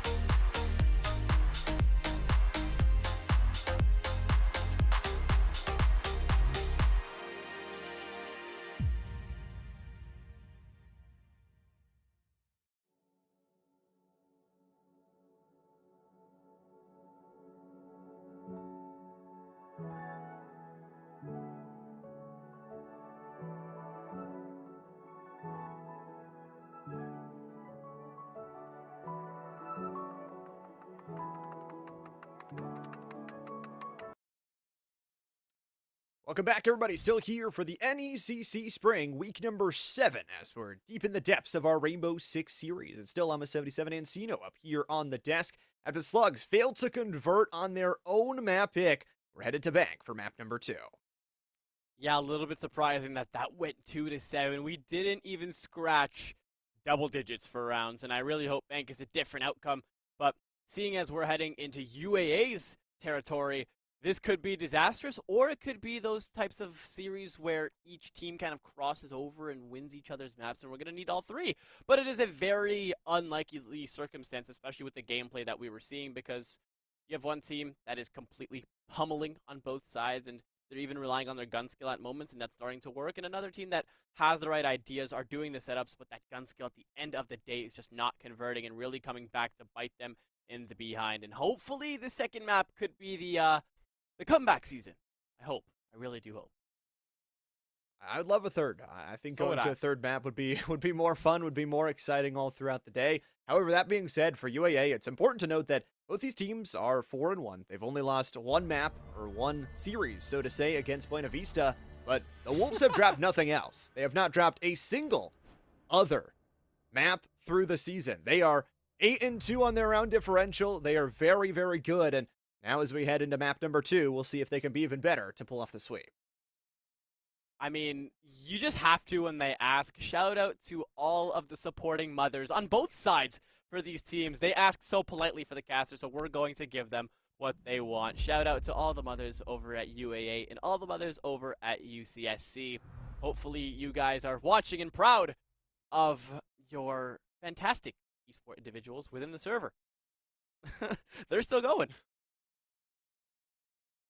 Still going as we hop on here into the ban phase. Cade will be gone off the board, and so will Ace as we head into our second round. No real surprises here for the second round, as Ying and Mira both taken off the board. Now, Ying was actually super strong for UAA. It felt like all throughout that second half on their attacking side, and that is where they will start on this one. It is their attacking side to start because, you know, UCSC, although they didn't get to pick the map, they did get to pick the side and selected defense. Now I hope we see some different perspective here for these teams, and hopefully that UCSC can kind of open it up with a bang, because if they can, Llama, we're going to see the beginning of something great, but that's that big if factor that you and I talk so much about. And even in the middle of both games, kind of talk about how sometimes the timeouts play to a team's advantage, and sometimes it kind of can play to their disadvantage. And in this case, even with the tech difficulties for UAA, they kind of stormed through and completely destroyed their opposing team, and if that trend continues, I feel like we're not going to be here for long. 10 seconds to insertion. And I think the tougher part, too, is, again, the well-roundedness of this team just feels so good. When you have Bozo stepping up in that first half, you have not only Coda, but McGriddle stepping up in that second half, Blackhawk being comfortable on giving the rest of the team so much information on this Monty, and that's exactly what they're going to go back to here. So, for UCSC, they're going to have to play a stellar defense, especially to turn the tides here early, and you know, I don't hate it. They've got a lot of barriers around this map, including the Clash barrier and also those Azami barriers. So a lot of cover to play off of. Yeah, sitting in the depths of that stock area, you have the Azami to sit behind. A little surprising that UAA didn't opt to ban them, but seeing how they're not going to have a ban until that third round, it kind of makes sense, because you need to get rid of the operators that are going to make the most sense across all of the sites. And when you think about the basement as well, Mira and Kaid will be an issue there as well. Now Monty will establish control through ATMs, and now will funnel in through that main lobby, while Habana should be watching the cross onto the elevator walls, but will take a second to kind of drone in the Lion as well and take the time to apply that pressure. And the space take here is going to be exciting to see from Blackhawk and see how far they can get forward. For UAA, they've expended about a minute here on this attacking side. Once again, Unhinged will try and play from the window position to try and force their way out and get some early damage. Unfortunately, they are going to meet that Monty running up straight to them. So they've got the bomb location already, and they're ready to go here. Sometimes defenders that reside on the top of Banana near the overhang can try to shoot the foot of any shield ops, but in this case, Monty says, I have a shield. Clash will run around the corner and say, I have the same thing as well. But you have one man on that upside down rappel, and one of them has a frag, but one of them goes wide and won't connect with this Clash at all, leaving none left to kind of work with. Now you're going to have to rely on Capitao to use his Flame Bolt to force a mistake out of Killer X. But now, nothing. You only have a minute left. You need to make something work, but Koda loses his life in the process with no Flame Bolts. McGriddle meets it instantly with the instant refrag, forcing Castle to fall off with no oversight. The question is, does UAA know this? They see the flames, but they don't see that flank quite yet. There's no intel down there. There's no air jab on that door, which means he could have the play of a lifetime, but it looks like they know. 4 players go big down banana and swing this castle, giving him no chance to react, and Blackhawk takes care of business within the site in the meantime, leaving 40 seconds for 2 operators to make magic happen, but they don't have a lot of utility. They're gonna have to use their guns, and they can't even do that. McGriddle doesn't have any intentions of stopping soon, as they're fully beelining it into sight and forcing these mistakes out of UCSC, not taking a break from the previous map, forcing them every single time into a wall, into a corner, and it works. But Evil Unicorn will get 1 for his troubles, but now has to isolate. 15 seconds left, will win it. Can he possibly do it? The case needs to go down, which means you're in a pseudo 1v1 until they go back up to full strength. The cross is being held. You know how powerful the DMRs are. You'll get that shot deep, but now the Monty's fully extended. Doesn't have a lot of health to work with, but you need to hurry up if you want to work with the case in such a short amount of time. He'll un-ADS. He'll go for the unextend, which means Smoke has to be careful, because with any melee, it's an easy kill here. But he's being drawn in to be able to draw the time out from the smoke and kind of run it out and try to get that first board in. Could be a massive toss for UAA, but UCSC have so much to win off of this position here, but he's going to have to do it within 10 seconds because of that counter defuse time. But it's all but lost. UCSC is so close to being able to win it out, but the Monty's composure will give them the round in the end. The timings here for the Wolves continue to be phenomenal, and even on the attacking side, they win it off of time this time. The Slugs just could not find those isolated duels, and a round that looked much less dirty at the end than it should have been. A 4v1 from collected kills all throughout that second floor, and a really good walk-up from the Monty as well. Puts the Wolves on top here early. An incredible start. And boy, oh boy, back to the tech issues. I mean, you have to respect the composure. Tech issues and still winning rounds is unheard of. But wow. Looks like they're going to take a second tech pause, and that kind of gives us the time to really talk about what we're seeing there. I mean, almost that issue from UAA of kind of throwing away the man advantage, a 4v1, and it was isolated to a one-on-one, but the composure of each and every player, again, allows them to really take their time to be able to isolate. And Blackhawk in the all chat's not too happy about having to wait to play the next round. I mean, for Blackhawk, they deserve a lot of praise there. I mean, you talk Yeah. about composure of being able to not only set up, avoid those little foot peaks on the initial stairway walk, but also being able to not die. I know it sounds funny, but literally in that 1v1, staying alive and being able to master that shield work keeps them alive and puts them in the driver's seat. And what I'm worried about, again, for the Slugs, they had a good start to the round. They had a good trade, and then things just started to fall apart. It feels like they aren't helping each other out, and it just feels like every single time that UAA wants to walk in, they get free kills, and they find a really good buddy system that has found its way to work all throughout this series. I'm optimistic, though, with that round that we could see the beginning of something amazing, because they're now taking their time to execute. You see how composed the smoke was, really in a 1v4 with an SMG-11 at distance and still winning the gunfights against mighty DMRs is something that doesn't happen every single day. And hopefully they're able to kind of use that as progress or momentum to bring into the next round, because you're going basement. And although you don't have Kayet or Mira, you still have a good amount of utility to rely on. And hopefully that is something that is enough to get them on the board for a couple of rounds on their defensive campaign. And this setup could be really good. I think what you really need is to slow down UAA and going out to Chanka. Well, what better way to do that? Light some fires late, be able to put in that damage early, and find some of those chunking kills through in and through out. Now, again, Cafe was taken 2-7, so UAA used this kind of momentum swing and never really gave up rounds in a row. So you feel like you've got to cut this momentum chain before it starts to snowball out of control and lead to an avalanche that kills your team. Hopefully this tech pause doesn't last too long, as again, it'll just act as a little bit of a disruptor in terms of the momentum, and that's not really something you like to see in BO3 series. In BO1s, it's kind of common, but not this amount, and I do hope that this next round does go to the slugs, because on a basement site, you really are able to play a lot more in terms of utility. You can kind of merge the sites together, whether you extend upstairs or play an open area with the hatches open. There's so much variation to the site that I'm kind of excited to see what the plan will be here, especially with that Goyo, the Maestro, and the Echo. They don't want anyone walking in, especially with the Chonka and Aruni being the layback operators. It's a lot of power. At the same time, you've also got to manage some of those upper floors without sort of putting too many bodies there. So finding ways, especially for UAA, to break into those upper floors and maybe work from that top down can be very big. And I mean, this Lion Monty combo has just been working out to perfection. They've been able to really as well work from the Kappa Tau and use those fire bolts to put a lot of damage in. The slugs are back out on a timer here.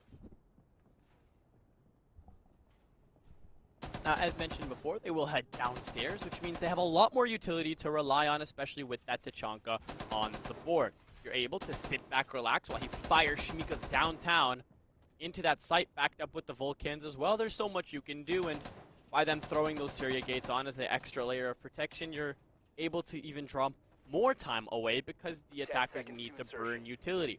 Hopefully, they can keep this Twitch out of the site, because she's one of those operators that really does draw at the time, and seeing McGriddle on that fuse again really is going to force mistakes out of UCSC and burn their utility if they're not well prepared. Utility is very, very important, because if you don't have that to hold off of, again, we talked about it for the Wolves, they have been just absolutely chopping at the bit to take those 1v1 stations. That could be really bad, especially for the confidence. We already talked about McGriddle, who's sitting on a 3-piece from that earlier movement in round number 1. Now, sure, Unicorn was able to find some clutch factors of their own. At the same time, you're going to need much, much more than a late round clutch, and you probably don't want to put yourself down 4-1 every single time. Yeah, I mean, some of the basics within Siege is kind of like, you don't want to have to rely on individual excellence to win your rounds. You want to be able to play the team-based FPS like a team-based FPS, and hopefully you don't need to have a player dropping 20-plus kills to be able to get yourself across that finish line.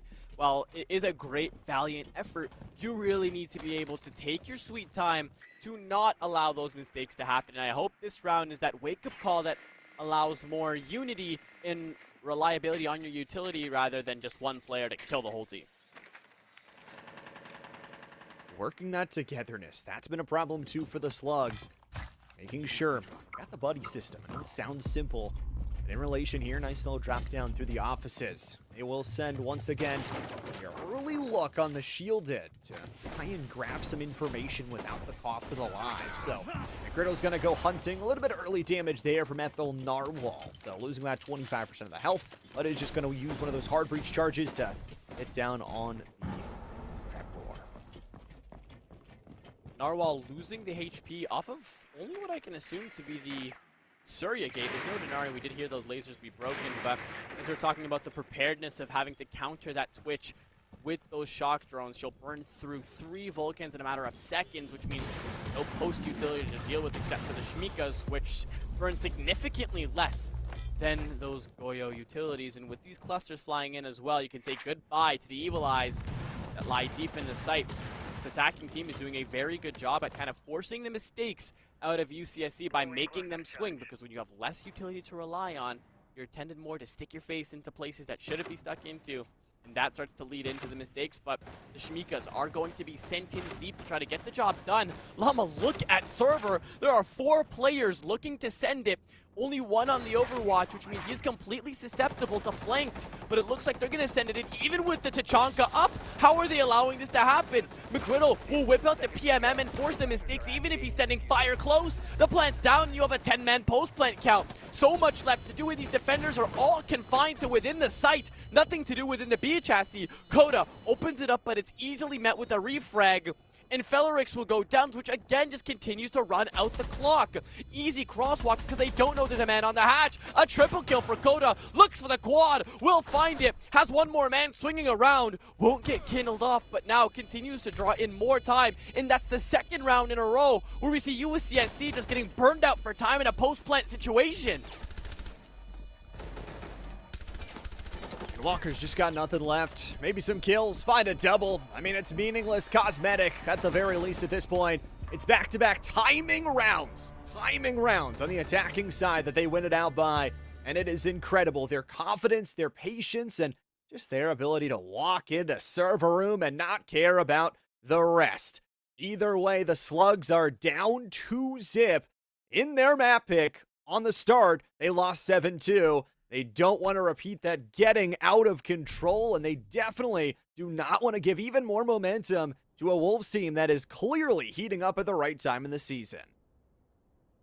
Not a round I would have expected with that outcome. With the abundance of utility, yes, half of it got wiped out by those Twitch drones and by those cluster charges, but what really surprised me is the fact that the Fuse kind of just walked in, ignored all of the Tachanka Shmikas exploding around him, and wiped out 2 people, downed 1 and finished off a second, really just adding in how much value a Fuse can really bring, and we're really going to have to hope the Slugs can kind of bring something to the board because they don't want to get cycled like they did previously on their own map. The only difference is they're on the more preferred side on away turf and still getting picked apart.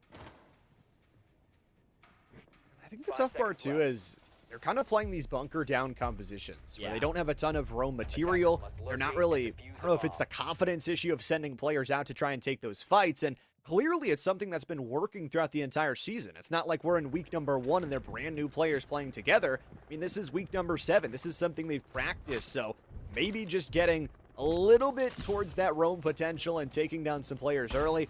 I know it's scary to take gunfights early because that can happen. Go to blows the head off of 1. Oh, Llama. Oh, no. My friend. I feel like the operator Azami was created exactly for these scenarios. Castle also exists for these types of scenarios, and we didn't bring either. And we learned the hard way that you can get shot through windows that aren't bulletproof. And now losing the smoke, the person who only made sure that the first round was closed out by a 1v1 is not going to meet his maker nice and early with no utility to utilize. A disaster, as now UCSC are going to have to go into panic mode losing these crucial operators.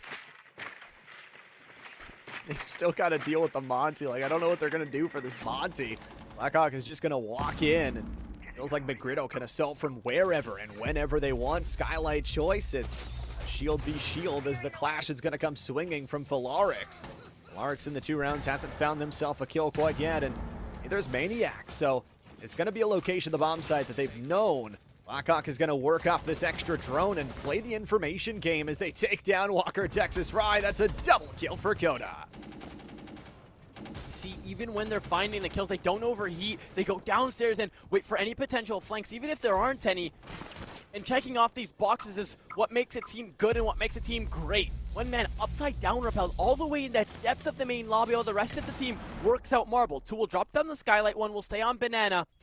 And Maniacs is going to try to look for a flank here, but isn't far up in front of a destructible object to be able to transfer to his robot. But Felrix will fight out with Maniacs. It'll be 2 kills on the board. With a Monty, you really are in a 2v2 as he's just a human drone for now, but McGriddle will fire back on his double, take care of Maniacs, leaving Felrix by his lonesome. Hello, McGriddle. Completely missed the memo that there was a man sitting near Banana, but Coda's here to clean up the mess, and it won't be as close as it was the first time around. And they're still flawless on their bank. It just goes to this playing together. I mean, again, literally playing Spider-Man. McGriddle sends in from the skylight and, maybe has Thor from the other side as Coda just swings it, gets the kill, and works off of that 3v2. And again, even though they find themselves in initial trades, even though they find themselves a really good start to the round, it was that end of round that really decides things because the Slugs don't have the members from those initial round duels. We will get our bands coming in here for the round 4 selection, but also we do get a pause, and I think that clash is going to make things even worse for the Slugs to try and play this defense. Another tech pause, and I find it absolutely hilarious that they continue to really take breaks, not let it break their momentum, and then take the round again. It's absolutely hilarious, but I feel like there's not much to be said We're currently sitting at 3-0. We're going to wait for these players to kind of come back in, and in the meantime, grab a quick refreshing drink. We won't be gone too long, and we'll be back after a couple of minutes after a swift break.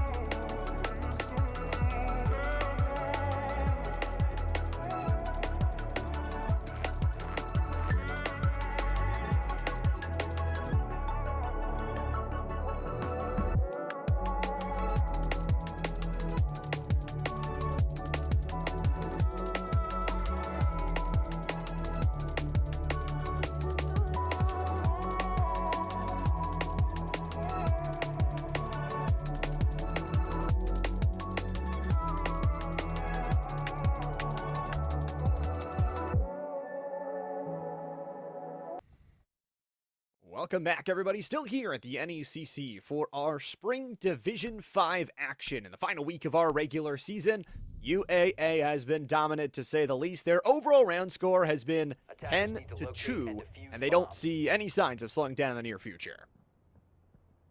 That pace is on record to have one of the fastest BO3s I've ever casted, because they're on track to go for a 7-1. I'm hoping. I'm hoping, because if I do predict this correctly, Llama, we are looking at 14 rounds to 3 across both maps combined, which might be the craziest stat I have ever casted. I don't think I've seen anything genuinely as close, because it's just night and day difference when you're seeing this team work in such a procedural fashion. They're going, okay, this is clear. We're going to walk in through this, and we're going to have the second man who's still outside to drone us in for the second point of entry. And then from there, we're going to build it up and then add all of the pressure onto a certain side of the building, and then we're all going to take it within 3 seconds, and it all works beautifully, and we get that beautiful round 1 screen. They're starting to really apply pressure, and it looks like the Slugs really don't have a response to it yet. And they've been playing kind of this sit back and wait for the attacks to come to them type style. You know, using that speed to try and get some of the roams hasn't been in their playbook so far. And the Wolves seem to exploit that every single time. Break through the hatch, and they have a bit of control here. Again, they're going to try and play this top-down format, and especially with so many tools like the Doki and the Lions Roar, you have a lot of information that you can gain and execute all at the same time. So for the Slugs, they have to be ready for a quick assault, and they have the Goyos to do that, but they're going to have to be able to do it. We saw previously, though, that those Goyos, like, they're so well placed, but when you're not expecting a Twitch to just come barging in and burn it with strict Twitch drones. He's right below. Oh my god. Hi there, Spider-Man. Bozo opens it up by just dropping onto the head. The Featherrick's in open area. Easy kill, and now Maniacs is looking for a flank on a Lion who's completely oblivious as to where this Vigil is, and unaware that, hello, Vigil, you can use your E1D and he's just getting live pinged. You had the ability. Narwhal knew you were coming from there and still somehow manages to win the gunfight. That gives him that time to reset back to the site, but he's hungry for more, and he flew a little too close to the sun as he'll be picked off by Bozo for the second. It's a big round from Bozo. I mean, finding a double kill is... They haven't found any kills here throughout this map so far. Was clinical in that first half mentoring, in that first map overall. We'll see if that matters this time around as they'll send everybody kind of down low. Once again, McGriddle will be the lead man. They've got that hard breach charge as well, and they will let those Goyos burn. They are already right next to the site with 60 seconds to go. These Volcans burn individually for 20 seconds, and it looks like there's two, and they're looking to burn them currently, and by being able to shoot those electric wires off that single wall, Fuse can just waltz in and burn any utility that he wants and go for that plant. But if you look at that little indicator above Koda's head, he's the one with the case, which means Fuse can't go for an upside down play until they hand off the case, which looks like it's about to happen. Bozo will be the courier to go into the other side, but Koda's going to send that as he's anticipating the flank and does so perfectly. He'll get that double. Llama, are they going to even need to plant at this point in the game? Because it looks like they're going for 3 flanks in a row, and Koda's aware of the third, looking to find his 3rd kill of the round here. As this plant's going down, Unhinged really has nothing to do here except for try to isolate the gunfights that he can, but that's the indicator. Just fall off the hatch, go hide in a corner until Bandit gets carried away. That's exactly what he's going to do, is get shot in the back by Blackhawk. A cleanse up here off of individual performances. Koda might be the GOAT of this series. I mean, this kill-death ratio, at least in this map, up to 8-2-1 after just 4 rounds. Incredible. And then you add that to the talent from that first map as well. It does feel like for the Slugs, you've got to find a way to shut down all these individual threats, but also the setup there. They're just kind of like, okay, our Goyos are burning. Let's just hope it keeps them away. Let's just hope this fire that burns down in 20 seconds will keep them away. And it keeps them out for 20 seconds, and then they just send it. From there on, it's the Wolves that find their 4th in a row. And the Slugs, they need an answer quick. I mean, I'm speechless. And I'm usually not speechless, not really what you expect to hear from a caster. I don't know what to say. They're getting picked apart, and on Cafe, I said it was possible that we were going to see a round 1 by the Slugs, but there's just so much happening for UAA. They have so many avenues that they can pursue, whether it's bringing a full cluster of utility onto the site, or it's to take a step back and just use Nomad and Grim for the remainder of the round. They are so persistent in applying pressures onto the off areas of the map. They're doing such a good job at it, and the Slugs just can't catch up yet. A 4-0 is not what I expected, but a 6 still wouldn't be too out of the question either.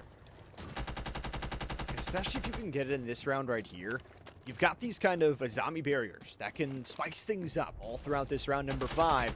But you've also got to work off of them, work off those outside angles, and use your castle buildup to not just sit around, but know where your power points are to be able to excel at different parts of the map.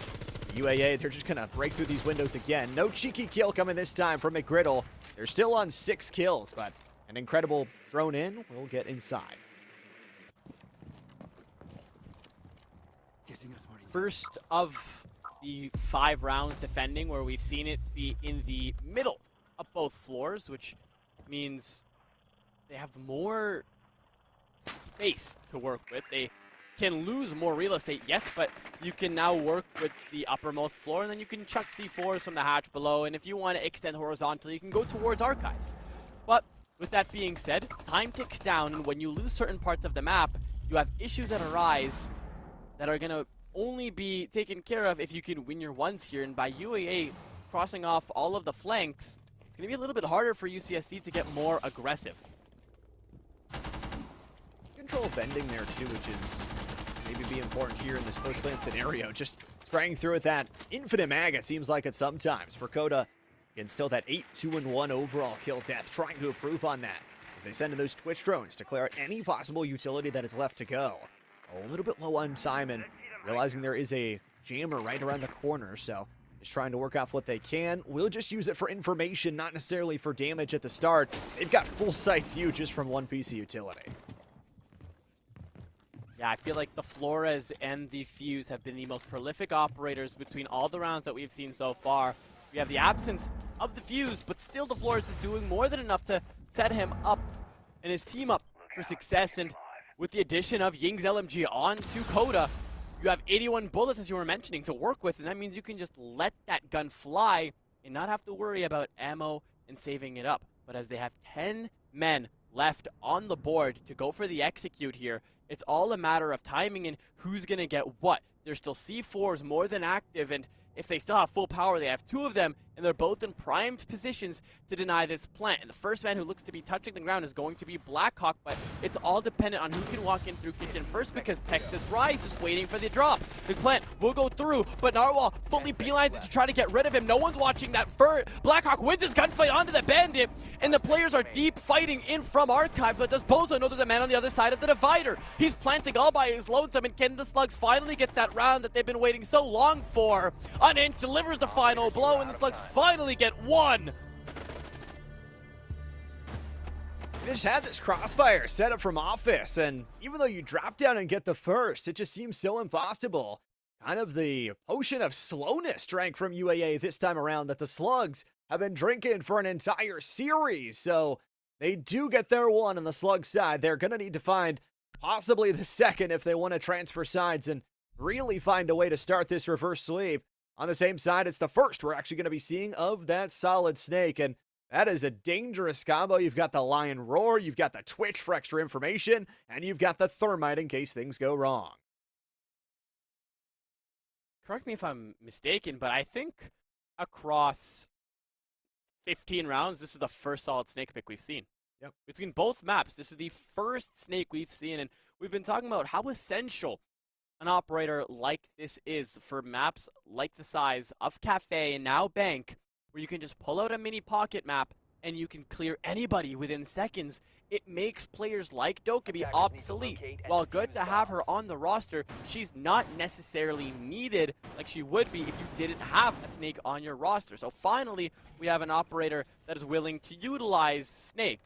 Thank God it's McGriddle, because that is an operator and a player who is always in the right primed positions to help his team out to the fullest. McGriddle has been really solid. It has been the Coda and McGriddle show all throughout this second map. They're combined for 14 kills as a whole right now. With 15 seconds left to go, the final round of this first half. UAA would love to memorize what they did in that first map and do it again by going up 5-1 and really putting the Slugs on the back foot to start things off. All that being said, though, it's a similar setup with this Azami, but it isn't one of those lower floors. So you also have to deal with assault from below, but also you've got to watch for those windows that it feels like the Slugs have fallen victim to more than a couple times. Coda going for a lurk here and might be able to find Joy if any unexpected defenders are crossing from stock into Janny or vice versa, but with that shield present, it becomes a little bit easier. Bozo loses his life, and that's a crucial pick, especially trying to get that elevator wall open, but Coda's running to do damage control, but Maniac's gonna take care of the man on the cross as well, and that's the Snake. Beautiful round from UCSC, and can they finally win their second round? A refrag, but after taking care of 2 crucial operators, it's going to be an interesting round here for UAA and see if it's recoverable in the slightest. It's also Coda is one away from dropping double digits here. Just 6 rounds. They're going to clear top to bottom. Make sure they can get on in through all these hatches and have very mobile looks. That camera is going to get destroyed, so a bit of information given over as well. For Narwhal, they haven't found a single kill here in this map, so maybe this one could be it. They'll pop that Lion's Roar. And Blackhawk is just going to lead off the charge. So they play this kind of 2-1 setup as they rejoin each other on the stairway. 90 seconds left on the clock here, and it looks like they're going to change their complete approach, knowing they don't have that elevator control they would have had if Habana was on the board. You have that soft breacher, so you're going to utilize him from below to open up the hatch and force the mistakes out of Janitor so you can make a little bit more pressure onto the site and force the mistakes out of the Slugs here and potentially be able to get a pick for your troubles before looking for that execute here. But with the zombie sitting on stock, you have such a big problem. But with Coda dealing with business from below, just firing bullets from the floors, is able to just lurk up Marble and find that easy kill and go back to assisting his team. It's already good for double digits here. And then Azama Barrier is the next one to fall. 60 seconds to go here. Valarix is in such a volatile position. Got those laser beams to help protect yourself. And as they clear on through, nice little takedown. Valarix will find the Monty. Held the trigger discipline, gets the takedown. And now for UAA, they've got to really push it from the other side. And Coda just walks into a big spray from Unicorn. And Narwhal, still yet to get a kill, is going to try and fight this 1v3. Beautiful from the Slugs. They're finally starting to wake up, and you love to see it. They're able to force the mistakes, get the crucial picks, and then reset here. Even if you lose your vigil after getting 2 kills, you've gotten more than enough value, more enough bang for your buck by being able to take care of a hard breacher and the Flores within 25 seconds of the opening of the round. There it is. Headshot to finish it off. There wasn't really time to do it anyways, and the mid-round, for once for the Slugs, actually looks phenomenal from them, as they not only start that round off really good by taking out the Snake, and then they just find a really good mid-round to boost on top of not only taking down the Monty, but everything else behind him. And for the Wolves, they tried to play that kind of low to high approach, but they didn't really recoup fast enough, and losing too many players there early means we will swap sides off. The Slugs have got 2. It's what they got in that last map. They're going to need much more than that if they want to get the job done. Slugs now looking very promising, but unfortunately they're going to have to switch sides now after winning those 2 rounds. Now, a 4-2 split is more than common on a bank setting, but now as UAA go onto their preferred side on their home turf, it starts to become a little bit of a dangerous spot for Slugs to have to fight back from. Ideally, they're the ones that want to have the 4-2 split, but they're going to take what they want.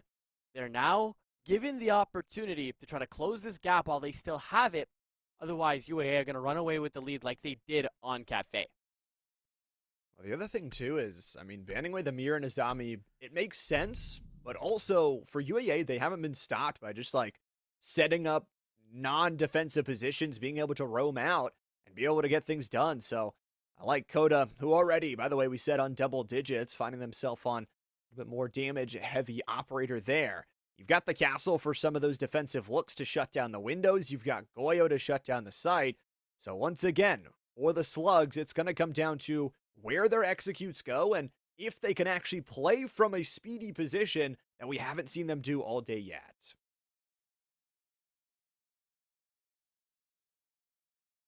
Going downstairs first is going to be a little bit more interesting, as they really want to force mistakes out of this team. And the castle, I can only imagine, is going to be holding open area by himself, as the bans do kind of go against holding more passively. But we were talking about how you can't really do anything if you ban 2 operators that you're going to regret later on into the game, because you can only ban 1 more operator, and that final ban comes after the 3rd round after starting. So in this case, it will be at the 10th round that we will get the final ban.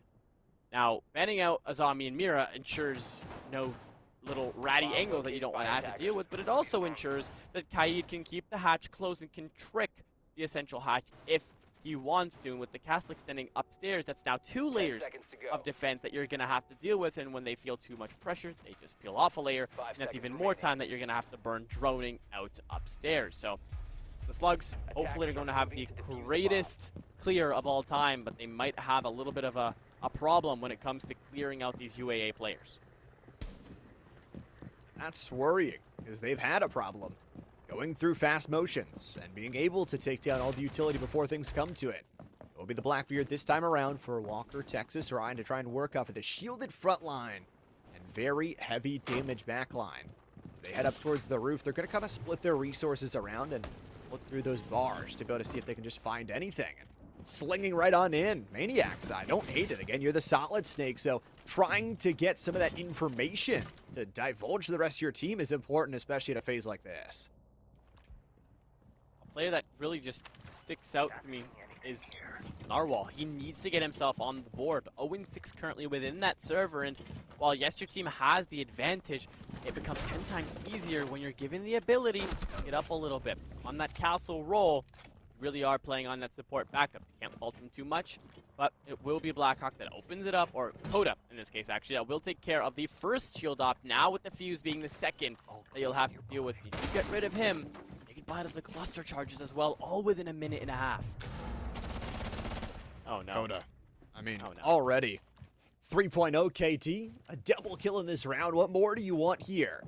And moving around with swift momentum, NECC is going to try and find something down at the booking desk. Maybe book a vacation away from this one right now as UAA really putting the bullets in where they matter most. They're going to recoup themselves and really work together on this one, trying to play the buddy system as they will rain down from above with Valerix. Question being, 70 seconds left to go. They still don't have a ton of space. Arwal sees those cluster charges and takes that as the incentive to get the hell out of dodge, but now that's created distance between the player and an E1. But beautiful reaction time from Bozo allows him to fall off, and yeah, you've given Fuse real estate, but you're now still going to force more mistakes, because you know why? Coda hasn't been cleared off of this corner. Now, Snake is still up here, yes, but he's forced to single-handedly isolate because the Fuse is forced to play on the clusters. Now, Valerix finally cleans it up, but still, you've lost 3 players for your troubles, you haven't worked the hatches, and you have well below a minute to try to get something going with Echoes, Volcans, and Smokes all present. This is pretty doomed, to say the least. 30 seconds to go, and they're running into each other, trying to find the real hatch they want to drop in through. The Wolves have got 4 players. They've got to defend against this stairway push. Narwhal has to be careful on this flank. Doesn't want to get too disconnected from the team. 15 seconds to go. Bozo finds the headshot, and he'll find them both! Activate the full house! The Wolves find a really good opener round on this side. 5-2, now 1 round shy of the match point. I feel like that is the greatest basement hold we've seen tonight. Absolutely nothing to think about there for UCSC before you think you've run out of time to try to get into the site. And you'll have Coda with a TCSG shoved down the barrel of this attacking team. They couldn't have worked the hatches without losing 3 bodies. Maybe they'd have that chance, but we'll never know, as UAA are firing as hot as ever. All cylinders now primed and waiting to end this game faster, as they're 1 off of that match point. And going upstairs with this roster, wouldn't be surprised if we went to it. I mean, especially with how good they've been playing. I mean, you talk about Coda's going to move over to the Wamai. They're going to make things even tougher with the Fenrir to block out some of that information. And the Slugs have got to find an answer. They've got to find something that can move them into a successful position now more than ever. They are relatively far away from that next ban. And again, it just feels like the Mira Azami bans have not affected UAA at all throughout either one of our maps. They're still very comfortable playing some of those long angles. They're very comfortable not only taking, but pushing to the further issue. And I think for the Slugs as well, losing your shielded operator at that first look is probably not ideal. So they're going to switch them onto something with a little bit more protection, but you still need to guard from those crossfires and keep it alive. Hopefully, this is that round that turns into that deal breaker, because if it's not, you guys are going to have so much more to worry about than trying to contain in for that 3rd map. You need to take it inch by inch, and then mile by mile, if you can even get to that 3rd map. Because right now, the most important idea is to break the momentum of this team, but it looks like regardless of what the Slugs try, they get broken apart in 2 in 20 seconds in the opening round. With this Nook on the board, I do hope that they can find a lurk that gets them some reward, whether it's a first pick or you open up a side of the site, but I don't know. With the absence of heavy window presence, this might be a little bit more problematic. Where do you just lose all this health from? Down to Get back to 2/3. yourself. Yeah, doesn't need that extra health bar, clearly, for how well they've been playing. Arwal is still searching for their first kill, but the rest of the team has definitely stepped up more. Goes up to 4 kills. Coda, 13, and McGriddle to 6 for their own right. So, and finding a lot of unclean rounds as well. So even the rounds that the Slugs have won, it's by a force of bodies. Early look in from Unhinged is going to do a roofline run up. They head towards that 2nd floor entry. It does look like they want to try and play the pressure points of these windows, but are so scared to enter because of the Wolves setup. Take it back. The window presence is actually going to be present instead. But now it really does matter how you play it, because if you don't have anybody watching in from those main windows on the other side of Bank, then you're going to have a bigger issue because that jewelry front is what creates so much access points to discourage any person to swing off of main, but it looks like a rush plant's going to come down. The C4 looks to go loose. You don't have a glass, you're going to pay that price. For some reason, Bozo hasn't detonated yet because it gets EMP'd out the sky. Felrix is going to lose his life, and nobody's going to go for Mania, but McGriddle closes the distance. Hello, he's going for the counter defuse. Nobody's going to swing him. You need to be able to watch that cross. Warden's going to lose his life, but they don't know! Are you serious?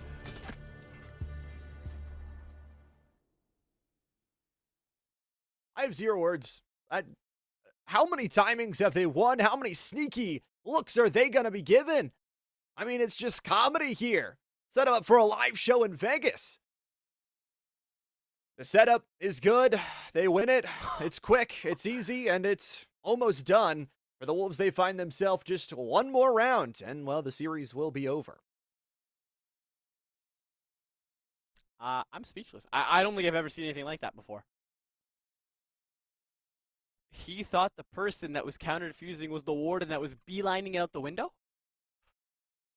You know, I respect the efforts, but they got the plant down. You lose your entry, who's supposed to stay extended, and you just tossed the round out the window.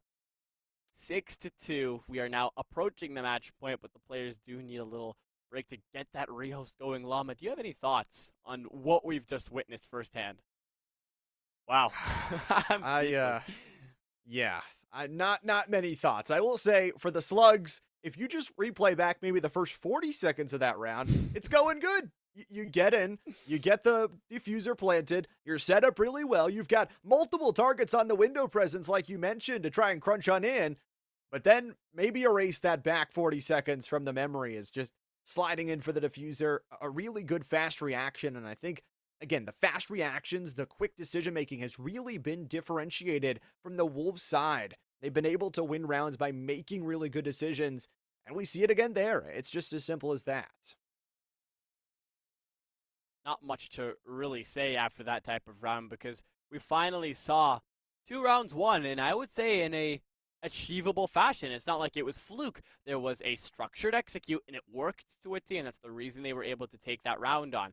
When it came to countering the Monty, they were there, they were present, and that's what gave them that second round.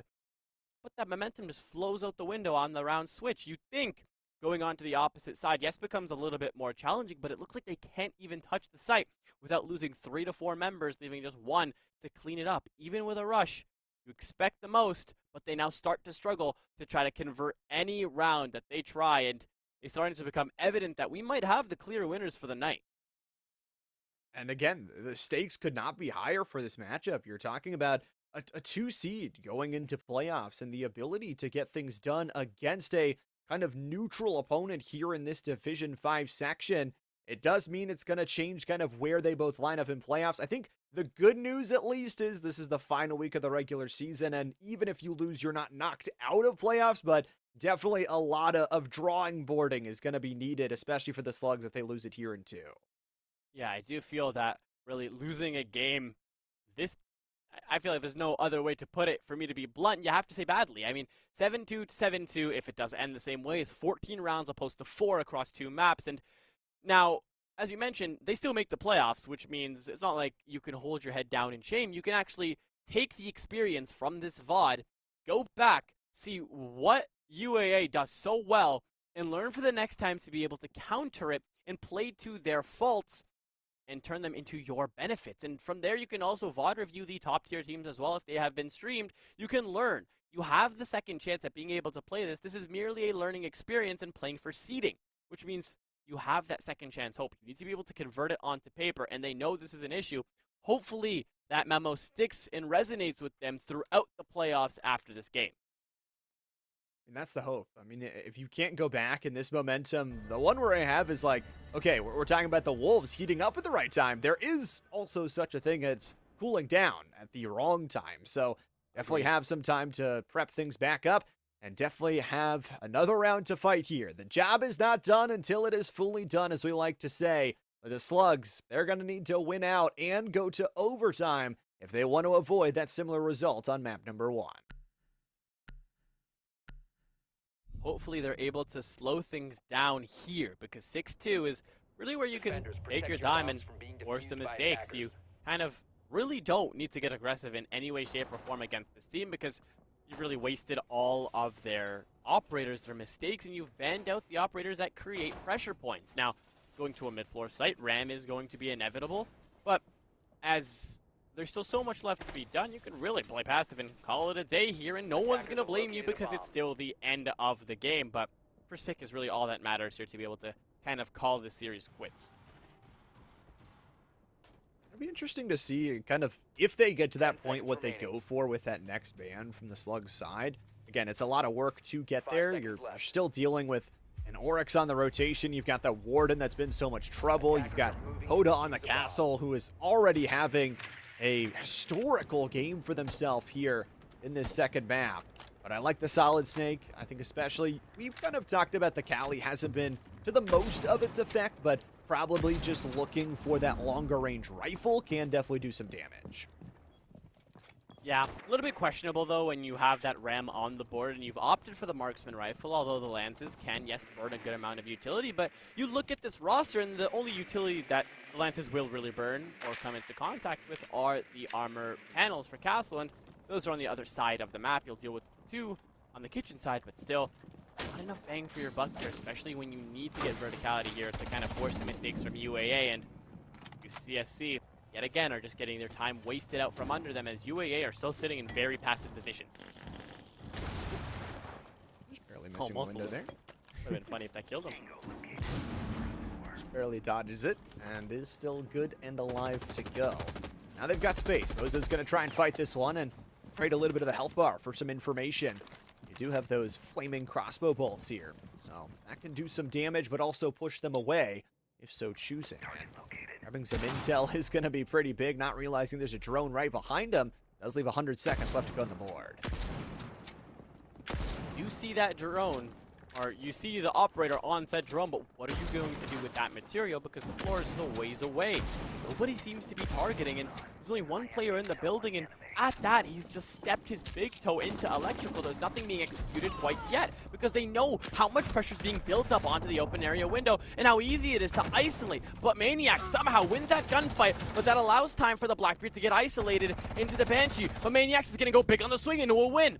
Bozo slows down the bleeding and evens it up to a 3-on. Blackbeard falls next, leaving Bozo to just continue to fire up from the site here. The down as Bozo finishes off and gets finished off in turn. And the plant looks to go down here with Maniacs holding that cross. A pseudo 1v2 while this plant goes down, and it looks like they don't hear those keys clacking in the depths of A-site. But you haven't checked your corners, and Maniacs goes big with a third. Now leaving Coda in the depths of Archives to try to isolate. And it's so possible, it's achievable, as this man is at 1 HP, but your biggest obstacle is the player that resides upstairs in stock that has verticality that just needs to sit in a corner. All Castle really does need to do is just land a bullet, but it looks like it's just a game of ring around the rosy, as Maniac just doesn't want to get picked off and give his teammate the most amount of time to work with here. Finally gets isolated on the hip fire, now looking for the case, but with this hatch closed, this can't be a losable situation here for Fellerix. All he has to do is just look down and shoot the Castle in the head, but somehow wins the gunfight, but not enough time. This game will go into double-digit rounds. More importantly, I mean, for the Slugs, what a round where they connected together there to not only get the job done in early round, but their mid-round was awesome when they were finding some tradeaways, and they will get that extra ban. So with double digits hitting here, UA will have to go more the distance than they did in that map number 1, and maybe the start of something phenomenal. They've already taken the Mira and the Azami off the board, and going into these final ban selections for UAA, maybe even go for that single pick, but it's going to be the Solid Snake, smart takeoff, and the Warden has been good from UAA, so both, I'd agree with them. I don't think I've seen such a coordinated execute from the Slugs, and that's what we're looking for. They executed perfectly. You saw Maniacs. I mean, it was due to individual prowess. He saw a gap, and he hit it every single time that went good for 3.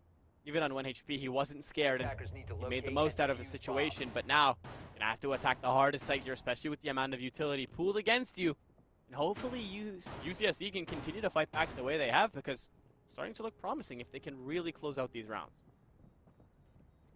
They've still got to win a couple more straight here, 3 more straight to send themselves off to overtime, and then work from there. But one round at a time at this point. The Wolves, they're also playing one round at a time. They win one more out of any one of these last rounds, and they're not only series of the map. I mean, they are also winners of the entire series as well. So Slugs have got to do a lot of work here. They're going to make some late round swap ups, and they are going to go with the Thermite to give them a little bit more breaching potential, and they're going to keep that Monty in the mix.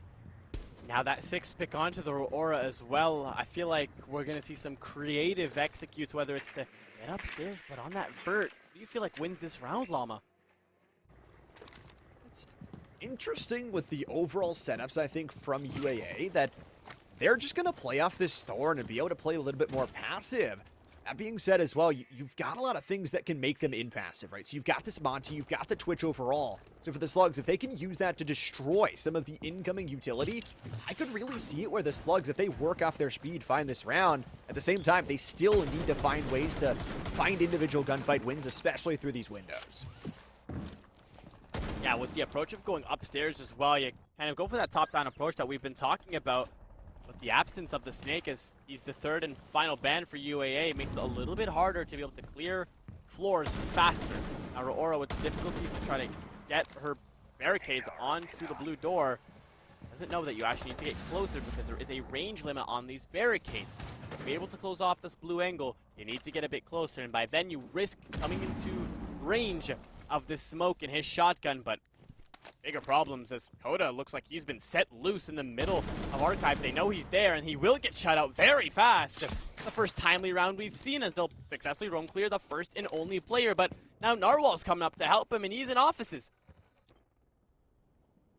You took down the Mozzie, and you took down Coda, who has been the best fracker so far for the Wolves across this entire series. The Slugs, that's a good start. For Fellerix, they're going to kind of lead the team to the rest of the charge. Noah's got the headshot on a Maniacs, and that evens things up into a 4v4. And Narwhal, speaking about being let loose, they are going to start their run around. For Fellerix, they're going to have an initial duel here on the stairway side as Bozo cuts down from the other way. As Narwhal gets in, things are going to get tense. Really trying to kill the man who sits inside of blue, but with those toxic babes, there's still so much to utilize. But with so much pressure, you still have that Ging. You have so many operators that reside on the blue hatch, but it's a blunder as you continue to take your sweet time. Eventually, you're going to run out of it well below a minute, and they want to clear the players that sit in blue and server.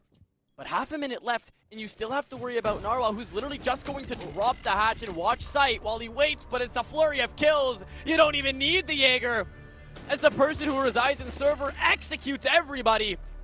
And that's going to be UAA taking it home nice and easy with little to no resistance. Individual efforts defined this series, but as a whole, the defensive setups working well on both of these two maps for themselves.